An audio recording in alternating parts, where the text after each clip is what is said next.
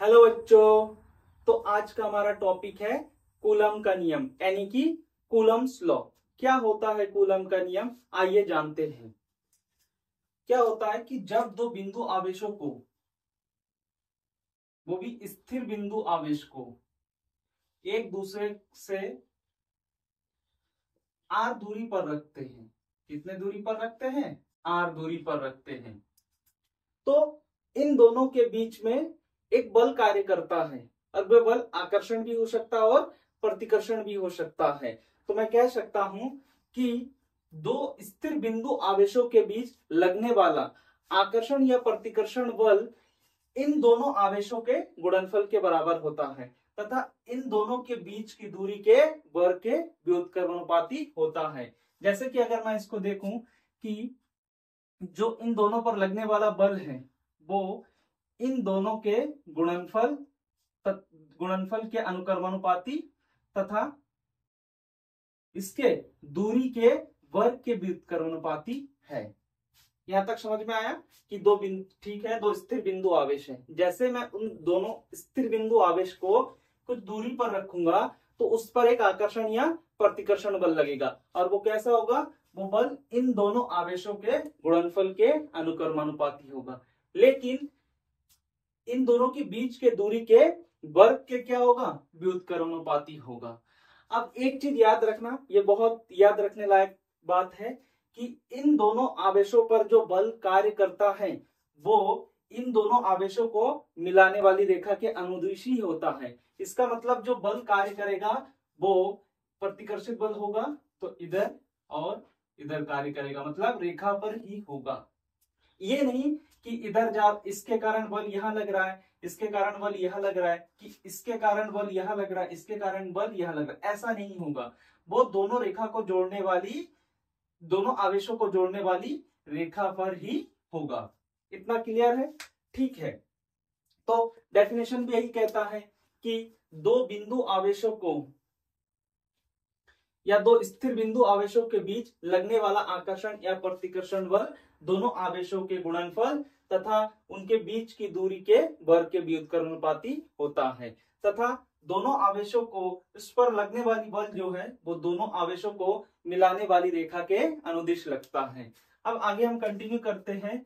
आगे क्या है ये मैंने इसको लिख लिया। अब जब यहां से समानुपाती हटेगा, जब ये हटेगा तो जो अनुक्रमानुपाती नियतांक क्या आ जाएगा? स्मॉल के बराबर Q1 Q2 upon R square. जहां के क्या है? जहां जो के है वो अनुक्रमानुपाती नियतांक है। ये के जो है, स्मॉल के जो है वो अनुक्रमानुपाती नियतांक है। अनुक्रमानुपाती नियतांक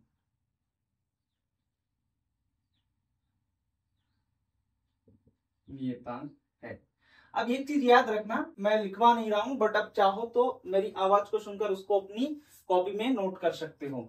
वो क्या है कि ये जो के है ना, जो अनुक्रमानुपाती नियतांक है, ये आवेशों के बीच मध्यम तथा आवेश पर या बल या उनके बीच की दूरी पर निर्भर करता है।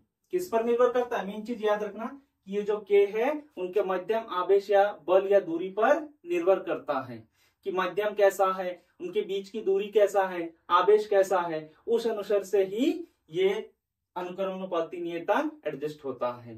तो अगर ये अनुक्रमानुपाती नियतांक है तो अगर, और ये निर्वात में है, किसमें है? निर्वात यानी कि वायु में है, तो मैं इसको लिख सकता हूं कि जो हमारे पास के है, जो के है वो या तो 9 इंटू 10 की पावर 9 या तो 1 अपॉन 4 पाई एप्सिलॉन नॉट होता है। इतना क्लियर है? देखो अब इसका मात्रक क्या होता है, ध्यान से सुनना। क्या इसका मात्रक क्या होता है? तो इसका मात्रक होता है, इसका मात्रक होता है न्यूटन मीटर स्क्वायर प्रति कूलम स्क्वायर।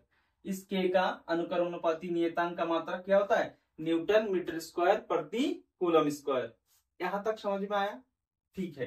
तो इस वैल्यू को जब मैं यहां रखूंगा तो F बराबर क्या जाएगा?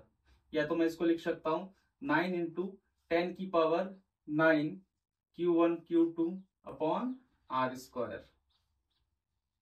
या तो मैं इसको क्या लिख सकता हूं, या तो मैं लिख सकता हूं कि 1 upon 4 pi epsilon nought Q1 Q2 upon R square. ये दोनों चीजें मैं इसमें लिख सकता हूं, या तो मैं ऐसे लिख सकता हूं या तो मैं ऐसे लिख सकता हूं। ठीक है, तो ये है कूलम का नियम। वो भी कब, जब दो आवेश को एक दूसरे से कुछ दूरी पर रखते हैं तो उन दोनों आवेशों पर लगने वाला बल। यहां तक क्लियर है? ठीक है, आगे में एक बात, एक नया टर्म है हमारे पास जो है एप्सिलॉन नॉट। क्या होता है एप्सिलॉन नॉट? ये है निर्वात की वैद्युतशीलता। ये क्या है? निर्वात की वैद्युतशीलता। निर्वात की वैद्युतशीलता क्या होता है? निर्वात की, देखो, वेयर जो निर्वात की वैद्युतशीलता होता है वो 8.85 जो कि न्यूमेरिकल वैल्यू होता है 10 टू द पावर -12 होता है। इसका मात्रक क्या हो जाएगा? मात्रक हो जाएगा न्यूटन मीटर स्क्वायर, सॉरी नहीं, इसका मात्रक ये नहीं होगा, इसका मात्रक होगा कूलम स्क्वायर पर न्यूटन मीटर स्क्वायर। ये एप्सिलॉन का मात्रक है। तो मात्रक भी साथ ही साथ याद रखना, क्योंकि पेपर में जब ऑब्जेक्टिव पूछा जाता है तो ऑब्जेक्टिव में तुम्हारा मात्रक विमाएं पूछा जाता है। और ये कूलम का नियम इतना इंपॉर्टेंट है कि इससे कुछ ना कुछ बोर्ड में हर बार पूछा जाता है, चाहे कूलम का नियम हो, चाहे इसके बेस पर न्यूमेरिकल हो, या कोई ना कोई ऑब्जेक्ट, या अभी मैं नोट करके कुछ चीजें लिखवाऊंगा उनमें से भी कुछ चीजें पूछ लेगा कि अगर ये दोनों आवेश के बीच में मैं माध्यम को बदल दूं तब क्या होगा, इनके बीच दूरी को बदल दूं तब क्या होगा। तो अगर आपको पेपर में लिखना है कि कूलम का नियम, तो सिर्फ आपको यहां तक लिखना है। कहां तक लिखना है? यहां तक लिख के छोड़ दो, बस वहां तक ठीक है। आगे जो मैं करवा रहा हूं वो नोट करके करवा रहा हूं। अगर तुम किसी एंट्रेंस एग्जाम की तैयारी कर रहे हो तो उसके लिए ये सब चीजें, छोटी छोटी चीजें को याद रखना होता है। और वो क्या है वो ध्यान से समझना। अभी तक हमने पढ़ा कि इन दोनों के बीच में, आवेशों के बीच में क्या रखा है? निर्वात या वायु रखा है। अब मैं क्या करता हूं कि निर्वात या वायु ना रखकर कोई परावैद्युतंक रखता हूं। और परावैद्युतंक क्या होता है? कांच हो गया, मोम हो गया, कुचलक हो गया। अब कुचलक क्या होता है? कांच क्या होता है? मोम क्या होता है? ये इसमें जो कुचलक, ये सब क्या होता है? कुचलक ही होते हैं, कुचलक पदार्थ होते हैं। इसमें जो परमाणु होते हैं और परमाणु में जो इलेक्ट्रॉन होते हैं, वो इलेक्ट्रॉन नाभिक के साथ दृढ़ता पूर्वक बंधा हुआ होता है, जिससे कि ये नाभिक से मुक्त नहीं हो पाता है। और जब कोई इलेक्ट्रॉन नाभिक से मुक्त नहीं हो पाता है तब वह वैद्युत का कुचलक होता है, जिससे कि उसमें वैद्युत धारा प्रवाहित ना हो सके। इसीलिए जब भी हम किसी कुचलक पदार्थ को इन दोनों आवेशों के मध्य रखते हैं तो इनके बीच लगने वाला बल क्या होता है? वो घट जाता है, क्योंकि क्या होता है कि उससे इलेक्ट्रॉन, नाभिक से इलेक्ट्रॉन बाहर नहीं आ पाता, उसके साथ दृढ़ता जुड़ा हुआ है। तो आगे हम यही पढ़ेंगे, वो भी नोट करके, क्या नोट करके पढ़ेंगे। Note word important. Note word क्या है? ये इंपॉर्टेंट है। यदि दोनों आवेशों के मध्य के, कैपिटल के परावैद्युतंक है।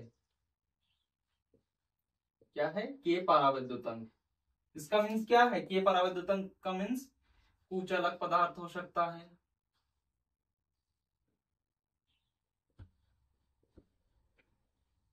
कुचलक पदार्थ, मोम या कांच एटसेट्रा, कुछ भी हो सकता है। तो जब भी इन दोनों आवेशों के बीच में कोई परावैद्युतंक के रखता हूं तब क्या होता है, तब मुझे देखना है। अब याद रखना कि ये जो कुचलक है ना, कुचलक पदार्थ मोम वगैरह है, इसे हम क्या कहते हैं? परावैद्युत कहते हैं। जैसे ये हमारे पास है, ये हमारे पास है परावैद्युत, परावैद्युत, इसको हम क्या कहेंगे? परावैद्युत, जिसको हम क्या बोलते हैं इंग्लिश में? डाइलेक्ट्रिक। क्या कहते हैं? डाइलेक्ट्रिक। तो अब ध्यान से समझना, जैसे मैं इन दोनों आवेशों के बीच में के परावैद्युतन की कोई भी पदार्थ, चाहे तुम कुचालक पदार्थ का हो, मोम का हो या कांच को रखते हैं, तो क्या होता है, इस पर लगने वाला बल जो होता है वो घट जाता है। तब मैं उस बल को लिख सकता हूं कि एफ एम बराबर 1/4πε0, और जिस मध्यम में रखा गया वो मध्यम, चाहे वो कांच हो, चाहे वो मोम हो, चाहे वो कोई कुचालक पदार्थ हो, Q1 Q2 upon R square. इतना क्लियर है? ठीक है। अब मैं क्या करता हूं, इसको समीकरण 1 मान लेता हूं, या इसको समीकरण 1 मान लेता हूं, इसको समीकरण 1 मान लेता हूं, और इसको समीकरण 2 मान लेता हूं। यहां तक क्लियर है? ठीक है। आगे देखते हैं कि अब ये है कि जो K है ना, K का मान 1 से अधिक कब होता है? K का मान 1 से अधिक कब होता है? जब इन दोनों आवेशों के बीच मैं कोई भी परावैद्युत पदार्थ को रखता हूं, तब जो K का मान होता है वो क्या होता है? 1 से अधिक होता है। K का मान अनंत कब होता है? K का मान अनंत कब होता है? जब आवेशों के बीच, किसके बीच? आवेशों के बीच क्या रखा हो? धातु रखा हो, धातु हो, तब K का मान क्या होता है? अनंत होता है। ठीक है। तो अगर ध्यान से सुनना, अगर, क्योंकि K जो है वो बल के व्युत्क्रमानुपाती है, तो अगर K का मान 1 से अधिक होगा, तो जैसे जैसे K का मान बढ़ता है, ठीक वैसे वैसे उन दोनों के बीच लगने वाला बल क्या होता है? घटता है। इसको नोट करके अपनी कॉपी में लिख लेना कि जब किसी परावैद्युत पदार्थ को दोनों आवेशों के बीच में रखते हैं तो K का मान 1 से अधिक होता है, जिसके कारण उन दोनों के बीच लगने वाला बल क्या होता है? घटता है। इतना क्लियर है? ठीक। अब मैं यहां पर, जब दोनों आवेश वायु में रखा है और दोनों आवेश परावैद्युत पदार्थ में रखा है, तब उसमें परावैद्युतन क्या होगा, इसके रेशियो को मैं निकाल सकता हूं। वो क्या होता है? देख, समीकरण, इससे तुम इसको भाग करोगे तो तुम्हें प्राप्त होगा 1/F/M बराबर K, वो भी कैपिटल। तो ये हमारे पास जब दोनों आवेश वायु में स्थित हो और जब दोनों आवेश किसी परावैद्युतन के माध्यम में स्थित हो, तब उन दोनों का जो रेशियो होता है, मतलब इन पर लगने वाला बल, अब जब परावैद्युत पदार्थ के बीच में रखा गया है, तब जो बल होता है उनका रेशियो जो होता है वो परावैद्युतन के होता है। यहां तक क्लियर है?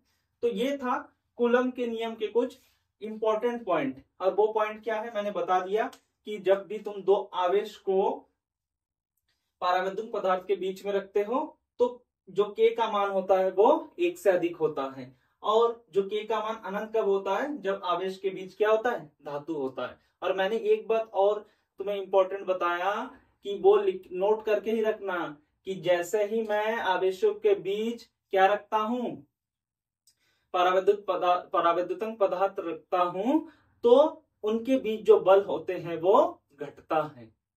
ठीक है। अब मैं थोड़ा सा एक ग्राफ देखता हूं, तो मैं ग्राफ से कुछ चीजें समझाता हूं। ग्राफ, अब वो ग्राफ मुझे किस किस के बीच में खींचना है? वो ग्राफ मुझे बल और इन दोनों पर लगने वाला बल, क्या, इन दोनों पर लगने वाला बल और इनके बीच के दूरी के बीच में मुझे ग्राफ खींचना है। तो ये हो गया हमारे पास दूरी, और ये हमारे पास क्या हो गया? ये हमारे पास हो गया बल।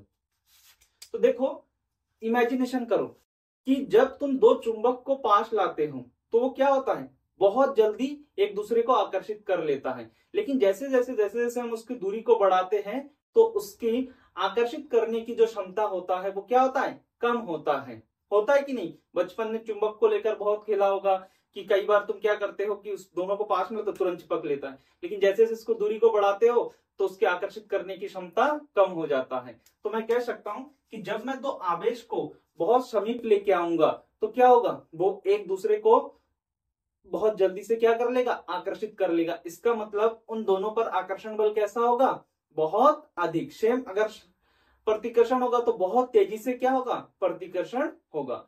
तो मैं कह सकता हूं कि जब मैं आवेशों के बीच की दूरी को बढ़ाता हूं तो इस पर लगने वाला बल, देखो क्योंकि व्युत्क्रम है, जब आवेशों के बीच की दूरी को बढ़ाते हैं तो उसका बल जो है वो घटता है। लेकिन जैसे जैसे मैं आवेशों के बीच की दूरी को घटाता हूं, क्या करता हूं, घटाता हूं, तो उस पर लगने वाला बल क्या होता है, अधिक होता है। तब जो ग्राफ होगा वो कुछ इस प्रकार से होगा, इस प्रकार से। देखो जैसे जैसे जैसे जैसे जैसे जैसे तुम्हारे पास दूरी घट रहा है वैसे वैसे वैसे वैसे क्या हो रहा है, तुम्हारा बल बढ़ रहा है। नहीं तो जैसे जैसे दूरी घटता है तो उन दोनों पर लगने वाला बल क्या होता है, बढ़ता है। लेकिन जैसे जैसे दूरी घटता है वैसे वैसे उन दोनों पर लगने वाला बल क्या होता है, कम होता है। इतना क्लियर है? ठीक है, तो इसको अब अपनी नोटबुक में तुम नोट कर सकते हो। ठीक, चलिए तो आज की टॉपिक को यही समाप्त करते हैं।